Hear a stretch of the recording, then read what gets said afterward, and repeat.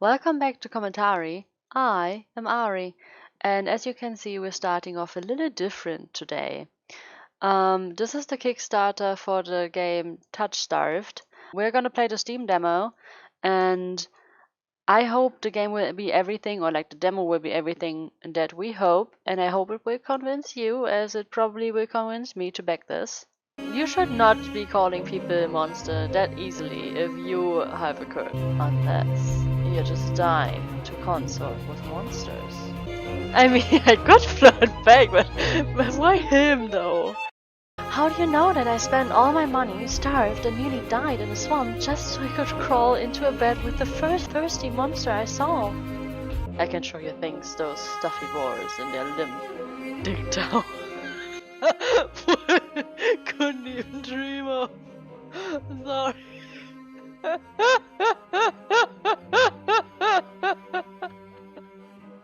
Okay.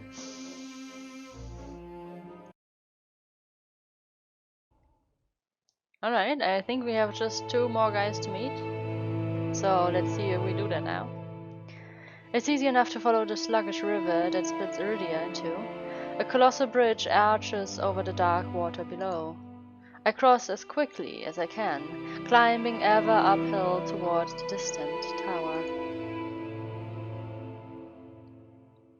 Hours later, legs are aching, sweat beading on my forehead. Sorry. I finally find what I was searching for. The Senobium of luminous void. It stands at the highest point of Iridia, surrounded by cold white walls. Well-dressed people stroll down the walkways, paying no attention to the massive tower in the mist. I'm the only one standing before the gates. I crane my neck up and up, until the top of the Senobium tower disappears into the clouds overhead. The gates are so heavily enchanted that even standing near them gets my teeth on edge. Alchemically reinforced locks, invisible sigils of alarm, and who knows what else. Knocking seems like a terrible idea, but I don't see any other way of making my presence known. Why are you still knocking after like 3 people? You met 3 people in the city, and all 3 of them warned you not to go here. This is stupid. I'm halfway up the steps when something moves in my peripheral vision. Oh, you spooked me. A shadowy figure crouches beneath one of the white walls. You reach out and tug on a vine, as if testing its strength. Oi, you there! The shadow vanishes as quickly as I spot it, and a gaunt-faced man in a crisp charcoal uniform marches up the step towards me. Another tourist. Get out of here once you're done gawking. A dismissive wave accompanies his equally dismissive words, and he turns on his heel without even waiting for an answer from me. I look back at where I saw the intruder, but there's nothing. Just the leaves blowing gently in a cool breeze. Not too sure about that. I step away from the gates, hopelessness rushing over me. Hello.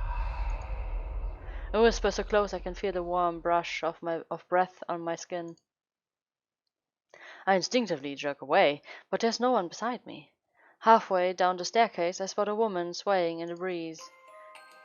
She's gaunt as a rail, her blouse moth-eaten. I'm unable to take my eyes off her. Not because of the way she smiles a little too widely, or the way her tousled braids look unbrushed for days, but because of her eyes shine a vibrant, unnatural crimson. I'm both entranced and unsettled by her subtle glow. These days, you need a miracle to get in there. I'm unsure how to respond, or if I even should.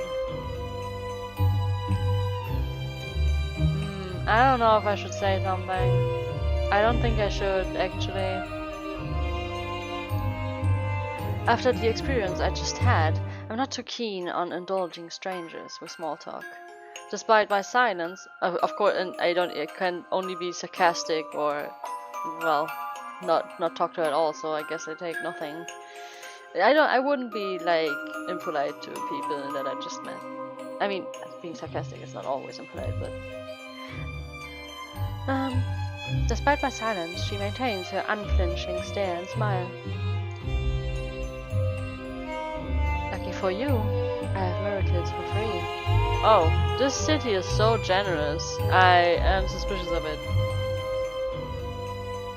I mean, I don't know, I wouldn't say if I trust Leander, but I think he might have good intentions mostly. But that red-eyed woman, she has red eyes, man. Whatever she's selling, I'm not interested. My words come out in a tired breath. No thanks. I start down the stairs, but she abruptly steps into my path. She turns her back to me, and before I can react, she slips her fingers under the lacing of her collar, stripping out of her blues in broad daylight. But what are you? As worn fabric unveils bare skin, my panic is smothered by cold horror. A misshapen, sunken scar caves into the woman's body. Pitted, gnarled skin snakes down her shoulders, blooming from a gaping hole in the back of her neck. A shuddering breath escapes me. By the looks of it, the disease that afflicted this woman ate away at her spine, leaving her with a hollowed vertebrae at her back of her neck. How is she able to move or breathe? It's impossible. She shouldn't be alive, and yet the power to cure anything can be yours too. The power of the sea spring. The woman slides back into her blouse and deftly laces it up. If I've caught your interest, then follow me. It's only a short walk away. Without another glance, she leisurely strolls down the Senobium stairs, loose braids bobbing behind her. The edge of her scar peeks out from under her collar. This is not good. This is definitely something dark. And, I mean, she does not seem like she's completely sane or completely alive, so who knows what that magic did to her. If, like, she could be a zombie for all I know. Or under the control of somebody. I stand there, wordless, until I manage to regain my bearings.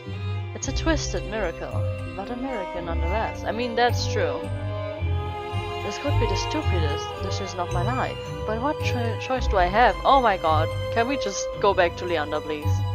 Or to the angel to cure us? Like, can we just take one of the safe options? But no, this MC wants to follow the woman, I guess. I take a final look at the Senobium's shut gates, then follow her down the steps. Alright, let's see where this leads us. We descend from the higher streets, leaving behind the gilded decadence as we cross the river. The red, derelict districts feel more familiar to me. But a crimson-eyed woman takes me farther, then farther still, until I meet with an all-too-familiar sight. What? My gut lurches when I face the open horizon. The city's outskirts are hardly recognizable in daylight, and probably safer for it. But venturing beyond Iridia's walls is a gamble I wasn't prepared to take so soon. Keep going straight, and the sea spring will reveal itself to you. I bark out a bit aloft and loud and involuntarily. This is a setup. This is definitely a setup. This has to be a setup. As soon as I step out of there, some friends of yours will ambush and mug me. Well, that's not what I thought, but like someone is planning something with me. If I wanted something from you, I would already have it. She says it so lightly, I almost believe her, even if she looks as physically capable as a toothpick. You're as safe inside the city as outside of it. Truthfully, the territory before you is the safest of all. What do you mean, territory? This region belongs to Ice. Most people know him as a gang leader, but he's much more than that. I squint against the empty wastelands. Only a fool or someone with nothing to lose would leave the city. Apparently, I am both. Also, Ice is the demon, right? So like, good. I think we kind of missed that one guy at the gate, but I guess we're meeting Ice now. But if the sea spring cured her, I need to see what it can do for me. I set off into the wastes. Over my shoulder, the woman calls after me. Good luck, Arena. I hope we meet again. How did she know my name? What? My heart pounds with each step I take from civilization. For what seems like an eternity, I force each foot forward. Okay. Sorry, I need like one last rant, okay? I just nearly died here 1 day ago. I was saved by a miracle of an angel or something. And now I'm going back.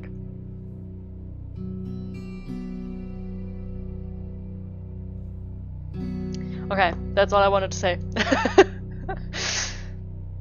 One step, then another, until a realization hits me. I never told the woman my name. Something pierces the horizon ahead of me. A building nestled into the tall cliffside, but so starkly out of place it might as well be a hallucination. It drips with extravagance and honeyed mahogany, a ornate jewel of architecture. A row of dark silhouettes stands out under the horizon. Trees, I think, until I'm close enough to realize what I mistook for branches were spikes and jutting tendrils. Soulless. Several of them watch me in the distance like statues. I don't think I just run. Exploding into a messy sprint, I push my legs as far as they take me towards the decorated building. Flashes of last night chase me, the gushes of blood and screams of death, the smell of burning flesh and sore blight. I can't go through that again. I won't. The next thing I know, I'm dashing up wooden stairs and crashing through towering double doors. I gasped for air, my lungs burning from exertion. I'm desperate to be safe, but when I process my surroundings, it's more hellscape than sanctuary. Blood flows around me, overwhelming my vision with a lurid. Instinctively, my hand leaps to my mouth, but the rotten stench of blood never comes. Instead, a smoky scent hangs in the air, sharp and spiced. I swallow thickly, convincing myself that it's not as gruesome as it appears. This has to be the sea spring, the place that grants miracles. Pulling my eyes away from the pool, I take in the rest of my environment. Tall pillars flank me, blanketed with wooden notes. Seating pillows scatter the floor. A rustic kettle sits nearby. Someone must live here, despite how eerily empty it is. I don't want to be impolite, so I'm gonna call out. Hello? Is anyone here? My voice echoes across the cavern without response. I approach the paper-covered pillars. Maybe something here can tell me more. I reach for the bottommost, the topmost. Why does it matter? I guess the bottommost is probably the newest? Or the top? I don't know. The closest one. I take the bottommost. I don't know. Topmost, but the topmost might be the first one or something. I don't know. I take the bottommost. Whatever.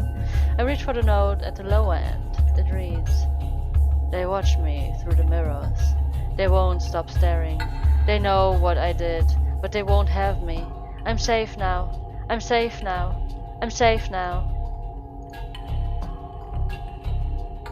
Gibberish. Writing deteriorates into unintelligible scrawl. Before I can ponder it further, a sharp chill runs down my spine. Something's watching me. I quickly set the note back, my eyes darting around the wooden deck, but it's still empty, vacant. Finally, I look towards the sea spring. That stillness hides something deeper, something wrong. Hey. I spin around and come face to face with a pack of soulless. They shitter and growl, tendrils and spikes flaring threateningly, all different sizes and species, but sharing one identical trait, glowing crimson eyes. I try to back away, but my heel tears over the sea spring. I'm cornered. Watch your step, it's deeper than it looks. That voice again. At the sound of it, the soulless freeze, their snarls quieting. Okay. I search for the voice source and find it above me, lunging in the rafters. You look lost, little sparrow.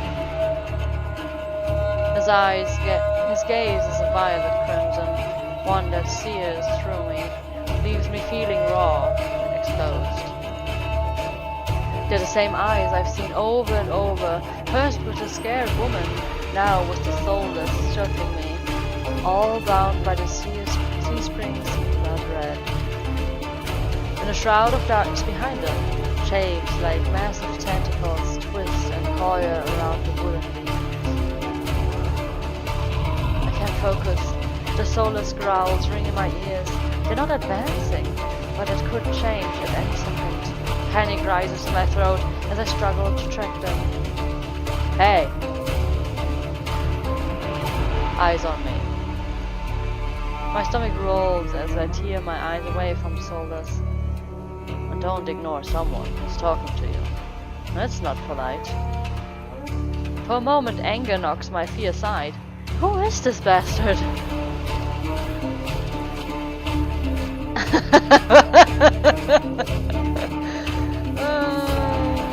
I'm a little distracted, you know? I'm kind of distracted by the soulless about to maul me. Only on my command. I scan the soulless again. They really aren't attacking, posturing more than anything else. You tamed them? Power of the sea string. They're hurting. So, oh my god, he's called bastard. I love it. That's the best thing ever. They're hungry, so they might bite. You could give me a reason to stop them. How about I didn't do anything wrong? Trespassing. And that's punishable by death? He gives a non-committal shrug. I called out earlier to see if anyone was here. Were we supposed to play hide and seek? Didn't hear you. My voice stops in my throat. This man's terse coolness is both infuriating and terrifying. I rack my brain for a way to diffuse the situation. I need help. Tell me what you want. What did he say? He wanted a reason not to. You could give me a reason to stop. I don't know what to say. I think if he wanted something, he would have told me. Right? I need help. Okay, fine. I need help. I thought the sea spring would cure me, somehow. My voice wavers pathetically. Honesty has never been my strong suit. Yeah, but I came here because I was told, like, to look for cure, right? So this should be something that he's interested in, curing people or something? I don't know. He cans his head to the side, appraising me, but doesn't respond. I fidget nervously. I'm telling you, I came here for help. Are you listening? Your hands. Alarm jolt through me. I hide my hands under my cloak. Show me. Why? Won't ask twice. With a sharp huff, I reluctantly hold out my bandaged hands. Are you getting off of this? Unwrap them. Heat rushes to my face and fire to my tongue. I should give him a piece of my mind, but not when the soulless are on command from ripping me to shreds. Yet, no matter how much I will myself to move, my body is frozen in place. I stand here for a long, agonizing minute. My hands are trembling when I finally raise them. I know the skin beneath the wrappings all too well, the hideous, unnatural flesh I've grown to despise. I grip the edge of the bandages. Stop. With a weary smile, the man slides off the beam and lands with a thud that shakes the panels underfoot. He's a monster, with an imposing figure that towers over me. I couldn't tell how tall he was before, but he is big. Illuminated by lantern light, his features are stronger, sharper. He is really good looking. Subtle clings of metal accompany each step of his footsteps. Each of his footsteps. The closer he gets to me, the faster my heart hitches. What does he want? Is he going to kill me? I step backwards and find nothing to set my foot on. I'd forgotten my back was to the sea spring. I fall right before a warm hand catches my lower back. I'm hovering above the sea spring, the scent of smoke and leather enveloping me. Blazing crimson eyes bore into mine. I told you to watch your step. I'm too stunned to mutter a response. Like I weigh nothing, he guides me back to solid ground and steps back. Following a subtle gesture from his fingers, the soulless around us despairs and relax. The shift in their demeanor is so abrupt it gives me a whiplash. The enormous tentacles are no longer in the rafters, though now I doubt I ever saw them at all. Either way, I exhale a breath of relief. Thanks. As focused on me as he was before, the monster pays no attention to me now. He kicks some seating pillows out of the walkways, checks the contents of the kettle with a scowl. The sudden disregard is almost insulting. So, that's it? I'm not a threat anymore? Never were one. Then why did you threaten me? People get honest when they're afraid. In other words, he was messing with me. I drag a hand over my face, exhausted by the fact that this is the second time a monster has provoked me today. Your eyes, aren't you? Depends on who's asking. One of your friends told me this was your territory. She also said you were a gang leader. But there's no one else here. I thought there'd be more people. Ice picks up the kettle and walks to the edge of the sea spring, then dumps all of the contents into the endless red. Gang took a walk. He smiled so blissfully and so funny. This pleasant smile stretches across his face ear to ear. I mean, he looks kind of cute actually, handsome when he smiles like that. Then in an instant, it drops. I get the sense that I shouldn't ask about his gang again. You said you came here for help. It depends. Can the sea spring cure a curse? Probably. You mean you don't know? Nope. He shakes out the empty kettle and starts collecting stray cups, tidying up. My frustration builds. I narrow my eyes at him in the questioning glare. When he notices, he returns with an amused smirk. Are you being irritating on purpose? Listen, Sparrow. The sea spring can cure anything. Nothing stopping you from trying it yourself. What do I have to do? Drink. I have to drink from the sea spring? My eyes glide to the blood-like pool beside us. The idea of ingesting the strange liquid makes my guts churn. It's not as if I'm adverse to elixirs or decoctions. I've made my fair share of them, but one misstep and you can easily meet with a fate worse than death. Is there a price? Always. Ice taps his temple with a finger. You lose it a little bit. That's it? Might have already beat it to the punch. My humor earns me an amused, fanged grin.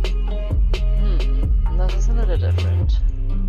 When you drink from the sea spring, you forget who you are. Your mind combines with everyone who ever drank before. Humans, monsters, soulless. One big happy family in your head. My blood runs cold. I've heard one of these before. Group minds. Some legends suggest that independent minds can be physically linked together through a strong enough catalyst. It's never been done before. But something tells me this is real. Even if one thing doesn't add it up. Your eyes are red too.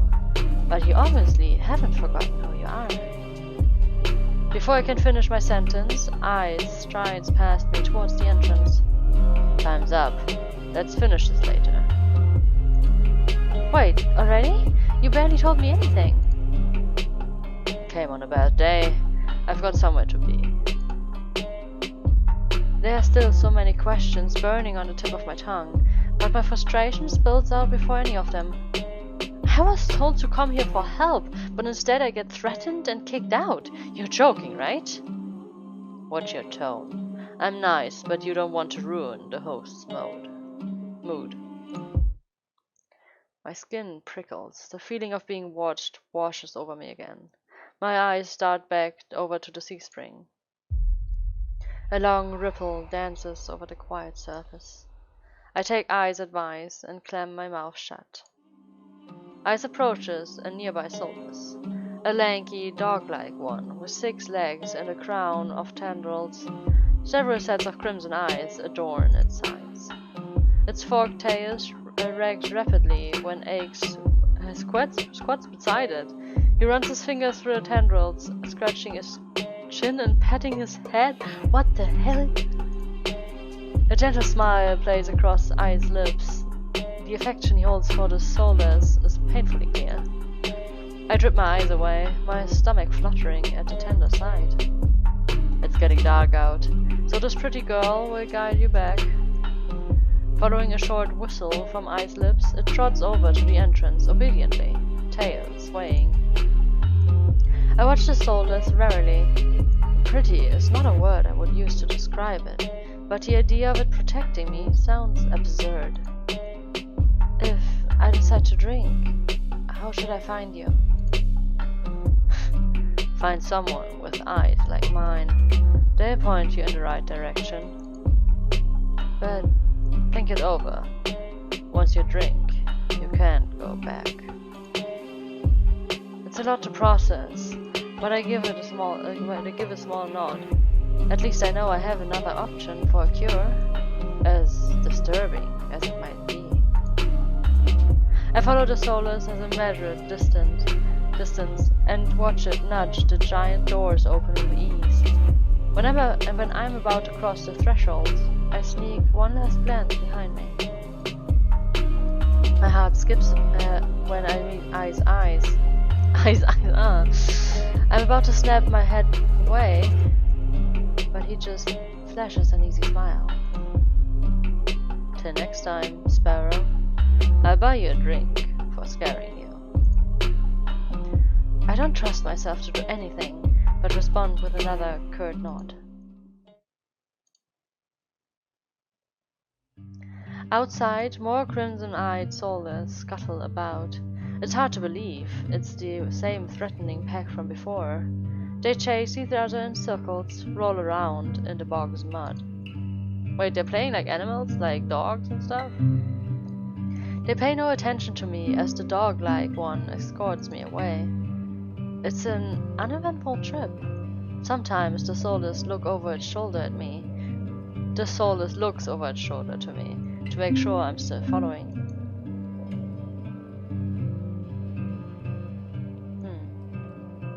Dusk darkens the sky by the time we reach the city.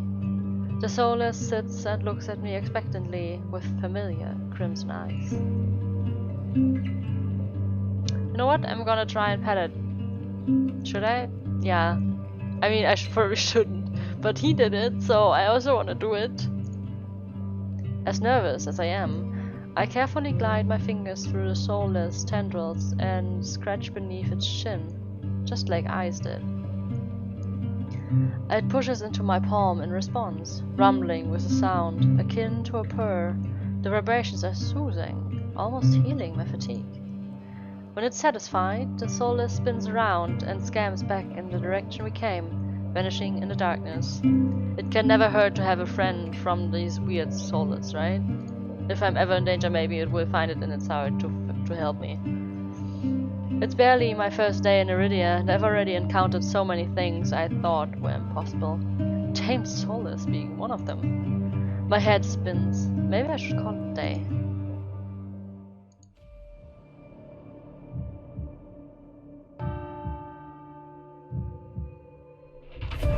Thank you for watching this far. As I expected, this demo is a few hours long, so I'll have to cut things short here. I hope this convinced you to back the Kickstarter.